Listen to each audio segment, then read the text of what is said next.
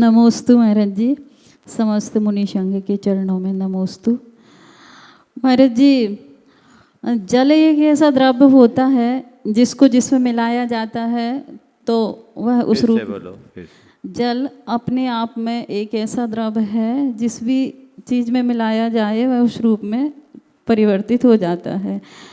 जैसे असुजर सुजर भव सहस्त्र प्रक्षालनम करोमि, तो जब थोड़े से जल से हाथ शुद्ध हो जाते हैं, थोड़े से जल से शरीर पर डालने पर शरीर शुद्ध हो जाता है, पंडाल शुद्ध हो जाता, मंडल शुद्ध हो जाता, वेदी शुद्ध हो जाती, और भक्तामर हीलिंग वगैरह का जल पीने से शरीर स्वस्थ हो जाता है, नमोकार मंत्र का जल पीने से वो शुद्ध। और हवन में ब्लेसिंग पावर एक आता है पुण्याह वाचन के द्वारा, तो वह जल अपने आप में। तो कहने का मतलब महाराज जी ये है कि मंत्रों की शक्ति होती है कि जल का भी अपना कोई पावर होता है। देखिए, जल का अपना कोई पावर नहीं, पावर हमारी भावनाओं का है। हम जल का प्रयोग किस भावना से कर रहे हैं, सब कुछ इस पर निर्भर करता है। आज से लगभग 70 वर्ष पूर्व रूस में एक रिसर्च हुआ जो क्रिलियान फोटोग्राफी, हाँ, उसके नाम से प्रसिद्ध हुई।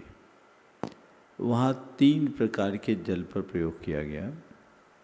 एक जल जो सकारात्मक भावनाओं से भर करके जिसके लिए प्रार्थना की गई, दूसरा जल जिसके सामने नकारात्मक भावनाएं भाई गई, और तीसरा जल जिसे सामान्य रूप में रखा गया।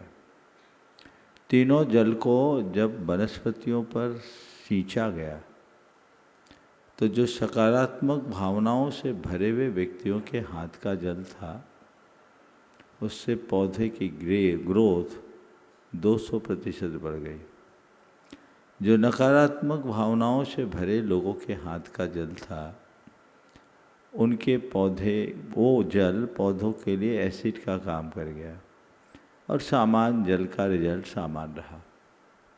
एक लंबे प्रयोग के बाद ये निष्कर्ष निकला, क्रिलियान फ्रीक्वेंसी के नाम से जाना जाता है, कि हमारी भावनाओं का प्रभाव पड़ता है। हर मनुष्य की जैसी भावना होती है उसका जल पर, अन्य चीज़ों पर भी।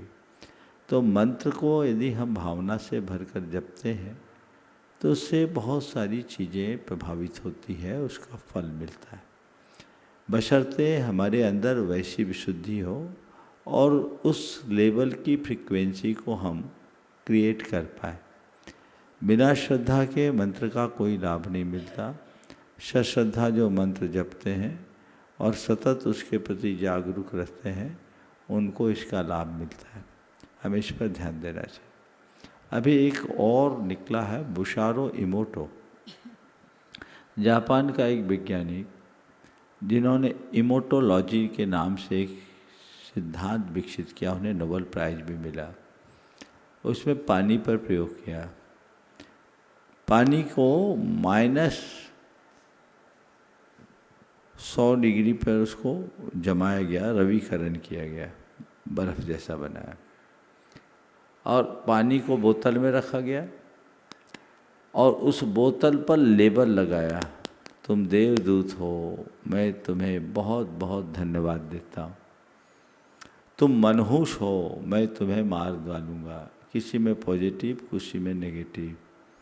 आप सुनकर आश्चर्य करेंगे, जब उस पानी को रवीकरण करके जमाया गया और बाद में उसका फोटोग्राफ लिया गया, तो जिसमें सकारात्मक बातें लिखी थी उसका प्रिंट ऐसा आया मानो खिले हुए फूल हो, और जिसमें नकारात्मक बातें लिखी थी उस पानी का फूल ऐसा निकला, पानी का चित्र ऐसा आया मानो कंकालों का ढेर।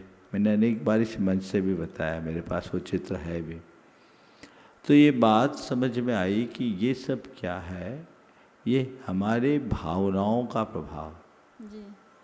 तो चीज़ें वाइब्रेशन उत्पन्न करती है और एक दूसरे को प्रभावित करती है। तो हमें उस तरीके से ध्यान में रख करके इसको चलना चाहिए। नमोस्तु।